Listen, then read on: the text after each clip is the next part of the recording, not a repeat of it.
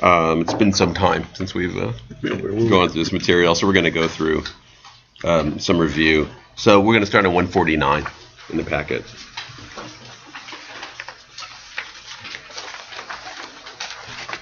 And we've been going through a long story, which I think we might finish today. This is the Adventures of Rabbi Bar Nachmani.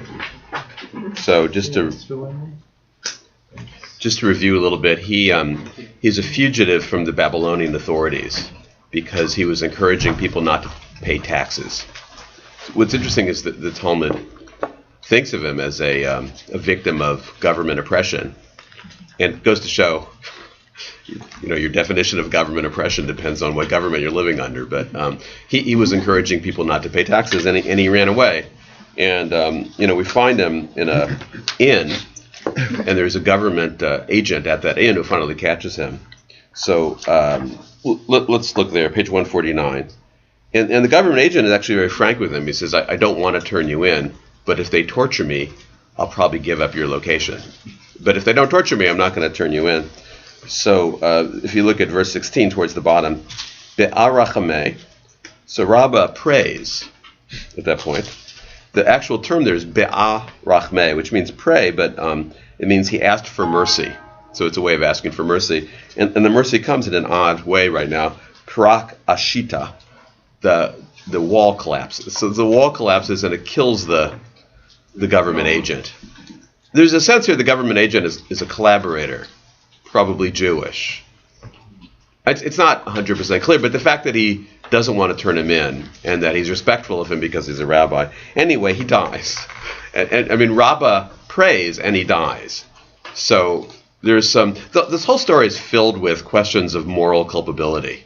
If you are evading taxation of an oppressive government, and it's assumed that the Babylonian government here is an oppressive government. If you kill a government agent who's also a collaborator, but you don't actually kill him with your bare hands, but you pray for the person to die and he dies, there's all sorts of questions about, moral culpability. And the Talmud wrestles with these. And the whole story is a way of wrestling with them.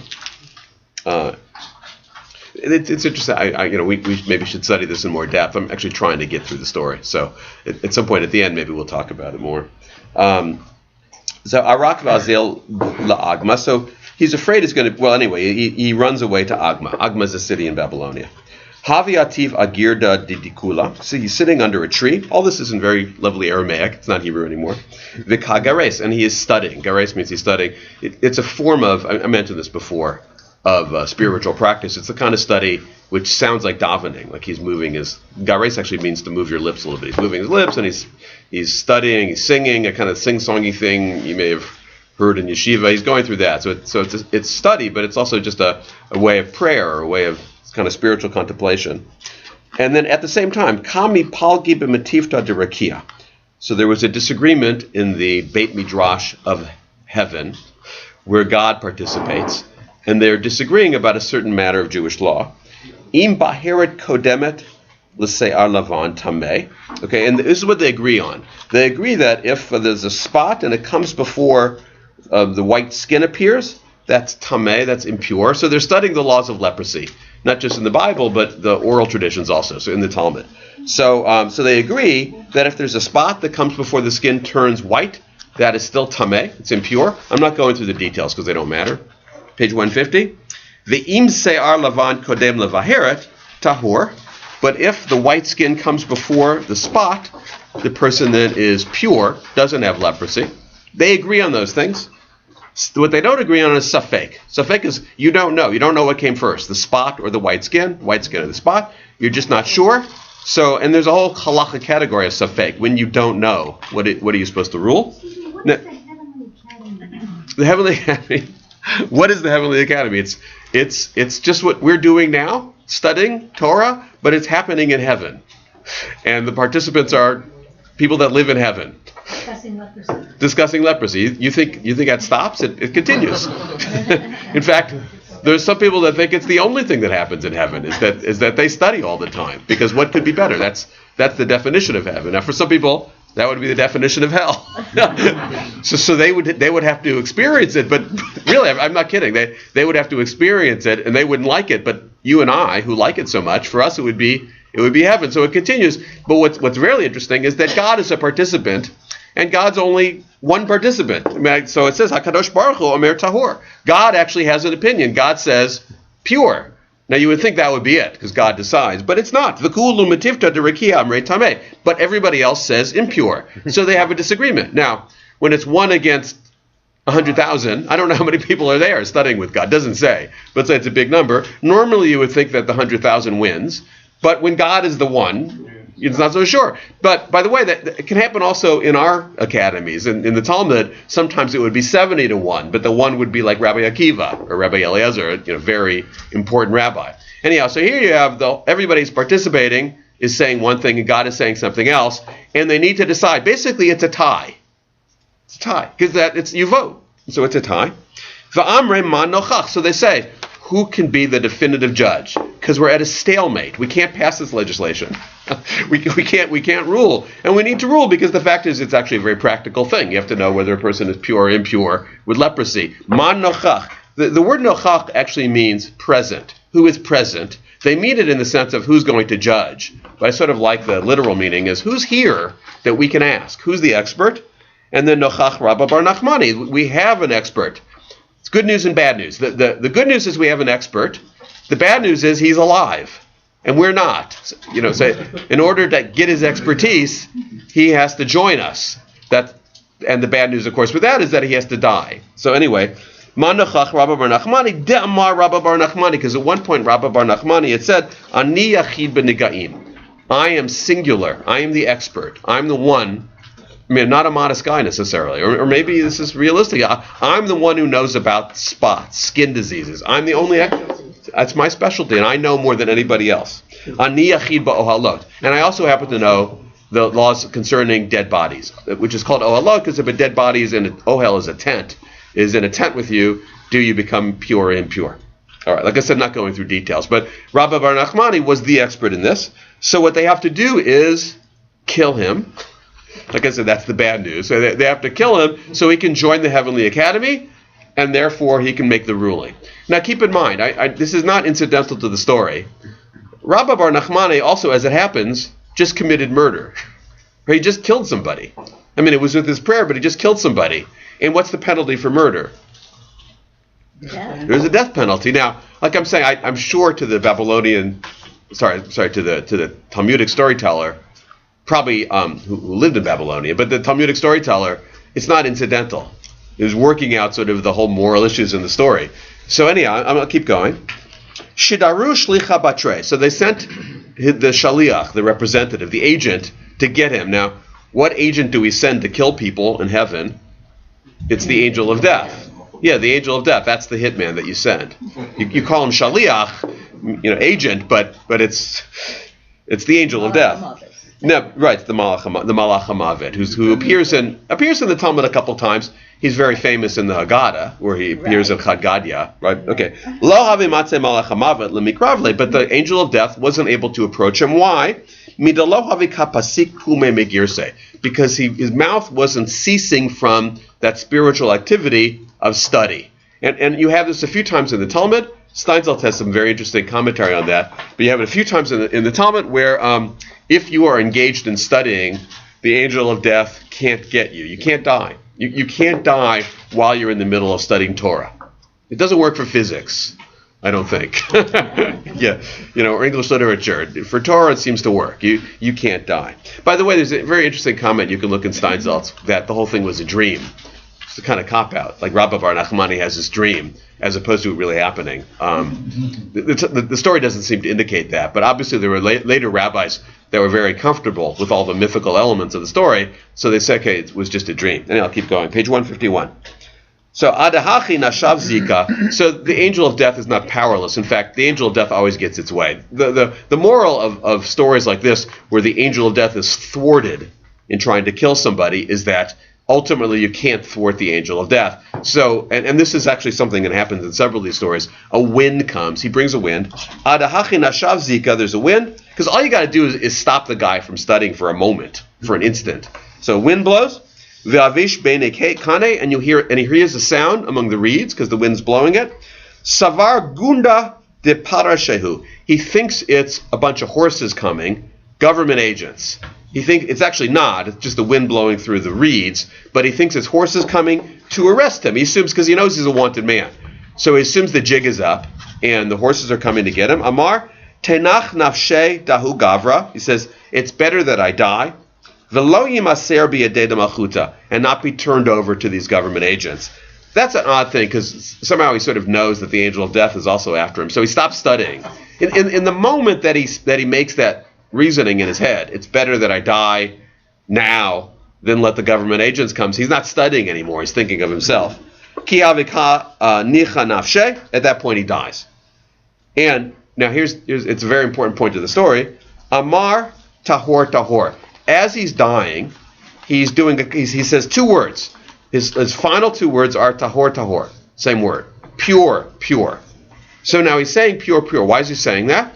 Well, first of all, he is resolving at his moment of death the issue in heaven. The issue in heaven is the spot is the guy pure and impure. So he's saying pure, pure. But if you die and your last words are pure, pure, there's also a moral judgment, maybe, from the narrator or from the storyteller saying he's pure in the sense that he didn't really commit murder. He's not guilty of murder.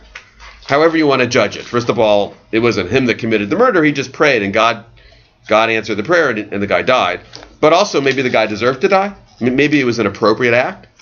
He seems to be, him, the storyteller, making a judgment here. But we're not done yet. Okay, any questions up to now? It's impossible to believe there are no questions. Yeah.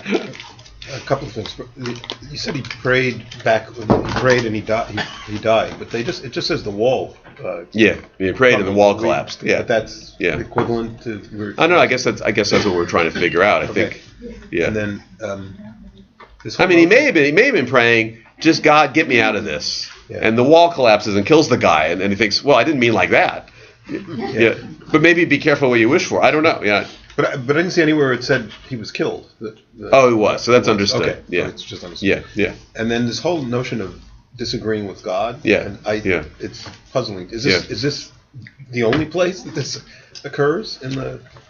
It's not the only place. It's certainly bizarre, but it's not the only place. I mean, there's a famous story where everybody down on earth actually disagrees with God about an halachic ruling, and God actually comes down in a voice and says, "No, it's not like this." And they say, "It's really not your place to be involved in these discussions." Lo b'shamayim hi. That's when they say it's not in heaven.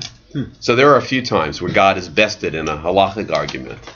By the way, this time God wins the halachic argument because Rabbi Bar Nachmani happens to agree with God. But that time, that's only because he agrees. Right, that's right. So right, it's right. once on the merits. I mean, we're assuming Rabbi Bar Nachmani agrees with God on the merits of the argument, not because God says so. So it's as if once God has given us the law, it's up to us. It's up to us to determine. Right. It's one of those. Once God gives us the Torah, it's up to human beings to interpret it for our lives, even in heaven. Yeah. Okay. Anyhow, Yatzat Bat Kol. So a Bat Kol comes right after he dies. Ve'amra. Now, who's listening at this point? It's interesting because there's Rabbi Bar Nachmani is by himself. But anyhow, the voice comes from heaven at the time. Ashrecha Rabbi Bar Nachmani. Happy are you, O Rabbi Bar Nachmani. Shegufcha tahor. Your body is pure. Ve'yatzata nishmarcha bitahor. And your soul left your body. In other words, you died. With the word tahor. Okay, so your body was pure, meaning that you led a pure life, and also your last word was pure. All of it not a very subtle hint, a very strong hint that this is tahor. In some ways, it's almost like protesting too much. Like the Talmud wants to bend over backwards to say this man was not guilty of anything, and of course that makes the reader even wonder, really, why does the Talmud have to protest so much, if it's obvious? Because it's not obvious. Because, there's things that he did that were wrong. He stopped people from paying taxes. He prayed for this man to die, and he died. So the Talmud says, you could read it differently. The Talmud is making its verdict here. The guy is tahor, pure. He didn't say... Well, this is a defense attorney talking now. It is pure. He didn't say, I am pure. No, he just says pure. Pure. Well, he says two words. Well, one word. He just says it twice. Pure. And it's up to us to interpret what that means. Now, they are having a disagreement in heaven is it pure, impure? So he says pure. So one thing we can reasonably deduce is that he's participating. That's why they killed him in the first place, and ruling pure. But now the bat kol from heaven, the voice from heaven, is saying that word also means that he is not guilty of murder. All right. Now, not only is there a voice from heaven, nafal pitka merakia bepupadita, a petek, which is to this day means a note. Well, you know the things you put in the kotel? You know, those are called, that's a petek. You put a petek, it's an Aramaic word we still use in Hebrew. So a note falls from heaven. You can imagine that? Like a note falls from heaven. And, you know, is it addressed to anybody? It's like they open the note in Pupadita. Pupadita is not where Rabbi Bar Nachmani died. He died in Agma. Agma is far away from Pupadita, still in Babylonia, but the note comes to Pupadita because who's going to notify the rabbis that Rabbah's dead? Nobody. God has to do it with the note. And what does it say? They open it. Rabbi Bar Nachmani nitbakesh b'shiva shalmala. Here's how they form it, which actually is not inaccurate. But here's how they say that he died. Rabbi Bar Nachmani has been summoned or invited to the yeshiva shalmala, the yeshiva up there, the heavenly yeshiva. Yeshiva shalmala is a phrase that's used occasionally. Yeshiva shalmala is that's what happens when you die. You participate in the yeshiva, the study house in heaven. Anyhow, he was summoned. You could think of that as a very nice way of saying somebody died, right? God wanted him. The angels wanted him. That's why he died. The angels summoned him. At the same time, in this particular case, that happens to be accurate. That's why he died, right? Unless he died of a guilty conscience, you know. Well, remember, there's one interpretation that the whole thing's a dream. That really just was his time to die, and he dreamt all this, which I'm intrigued by that, although, like I said, the story doesn't indicate it. But anyway, so the thing is, when somebody dies, you have to bury them. You have to notify next of kin. So that's what they're thinking also. They're thinking, well, that's a lovely way to die.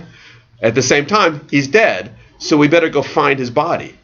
So Nifaku Abai Viraba, Abai and Viraba, who were the two most important rabbis of the time, they go, Vikulu Rabbanan, and all the rabbis with them, Leusukebe, to deal with it. To deal with it means to deal with the burial. Okay. By the way, what are and this is coincidence, not coincidence, a form of punning. You can decide yourself. Oh, you got it right. Yeah. What are in Hebrew? What are the ritual acts called that we perform on a dead body? Tahara. Tahara is you purify the dead body. Tahara. So the word, of course, that has become very important in the story is tahor. He says tahor, pure.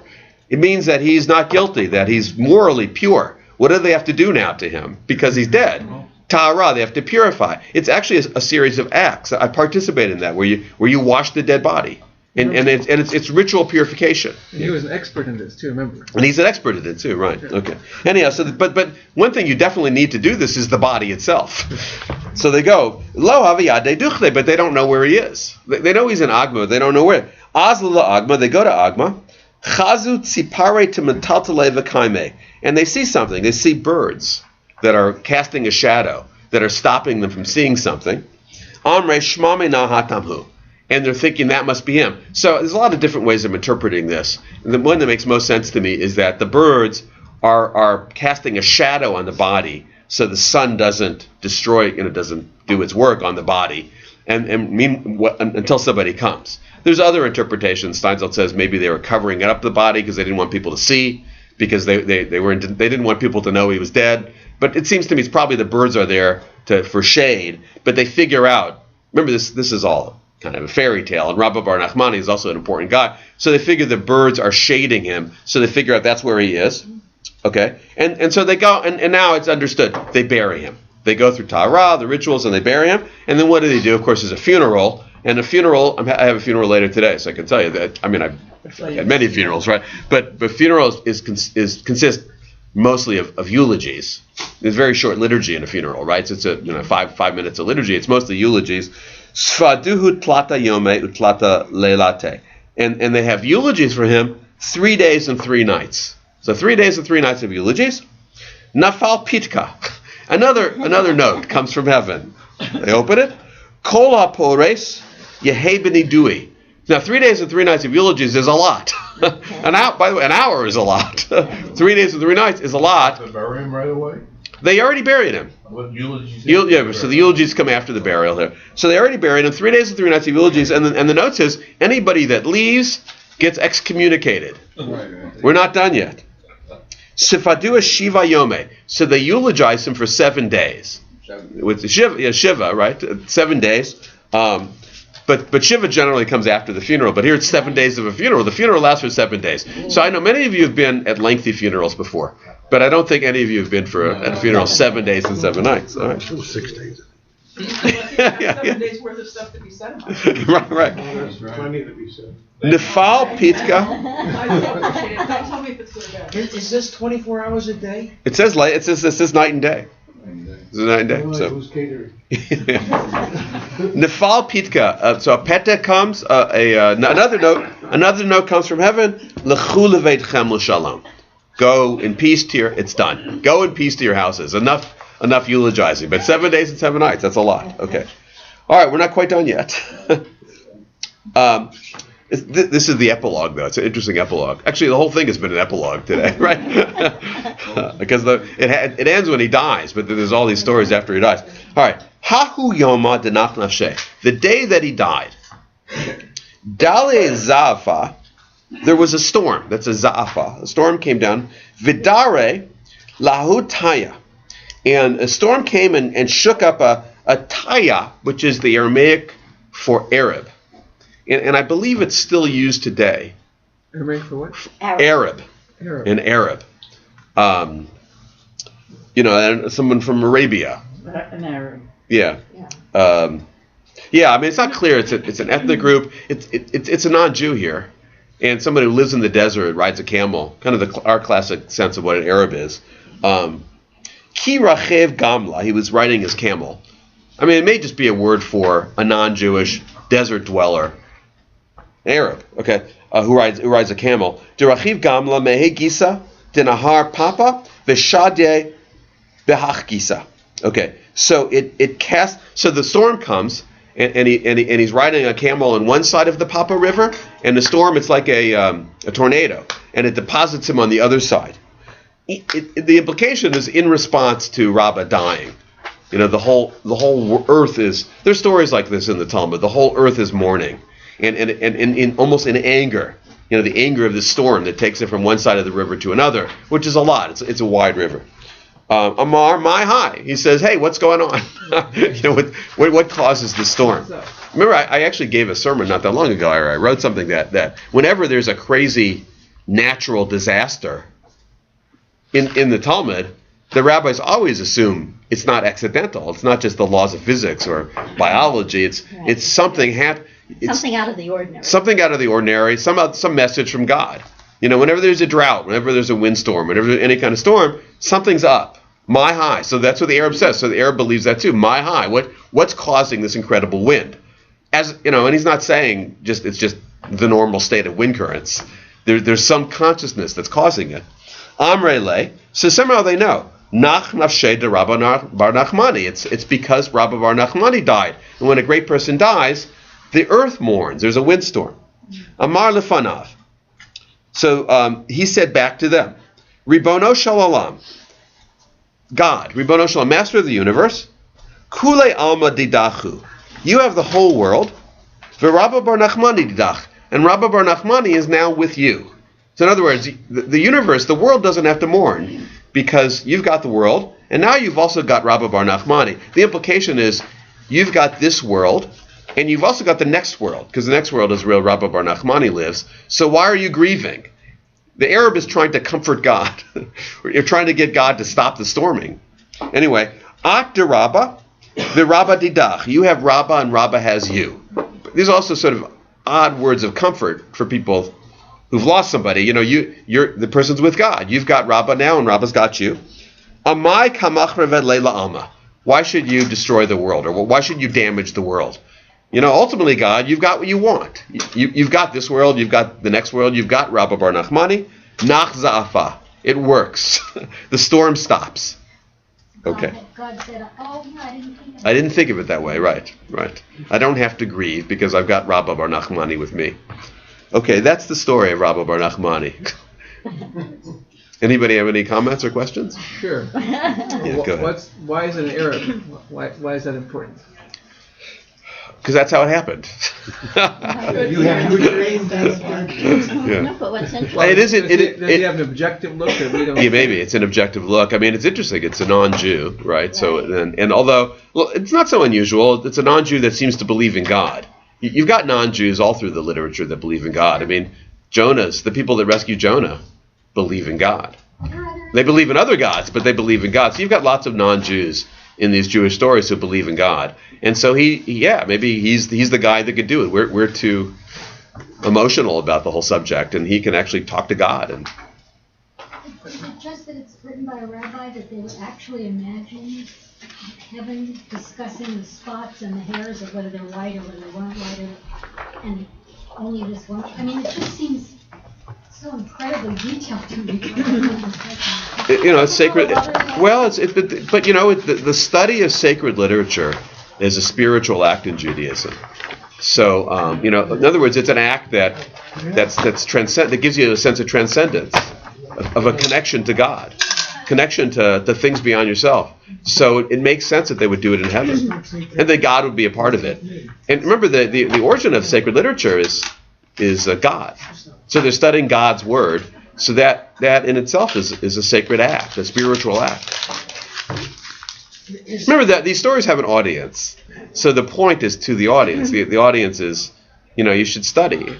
You should because it's very interesting. This material, that's what they're saying. The material is very interesting, and because in doing it, you will achieve this sense of transcendence. You'll be doing what God is doing. You'll be doing what people in heaven are doing, and you'll experience some of that. The bliss, the awe, the sense of wonder that you're looking for in your life will come from this kind of study. Yeah. I think what's interesting is that the story ends with the act of a non-Jew. Yeah. That it's important. I think that's an important fact, that the non-Jew has connection to God too. It's not just the Jews. Right. You have a lot of stories where that's the case too. Right, but that it was included as part of this means rulings are not only for us. Yes, absolutely. Or there's not only a connection to us. Right.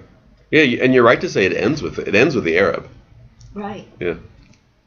You said I'll mention one thing. I think I talked about this. I can't remember this class or some other class, but it's interesting to me that there's a rabbi named Ishmael. Yes. Right. So obviously during the time of the Talmud, there was no problem naming your child Ishmael. Can you imagine now? I mean, a Jew would never name their child Ishmael, but Ishmael, even during the time of the Talmud, were the Ishmaelites, which was a whole different. But Ishmael's a character in the Bible. They named him Ishmael because they had a sense of universalist aspiration. You can name your child Ishmael, even though Ishmael becomes a different people altogether. It's a nice name. Right. Well, it surprises me that there are a lot of non-Jews in Latin America named Israel. Yeah. Right.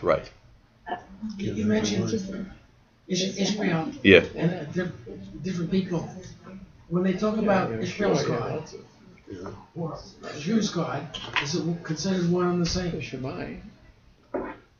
Well, if you're talking about Islam, remember the Talmud is written before Islam, Right. so there's no Islam. So the Arab would have been a pagan, so who believed in many gods. So it was not hard for a pagan to say, yes, there's many gods, including your God. Your Jewish God is a real God. Total truth there. It's just that that's not the only God. I've got a bunch of other gods. So at this Now, time, a Muslim would say, it's the same God. Okay, thanks.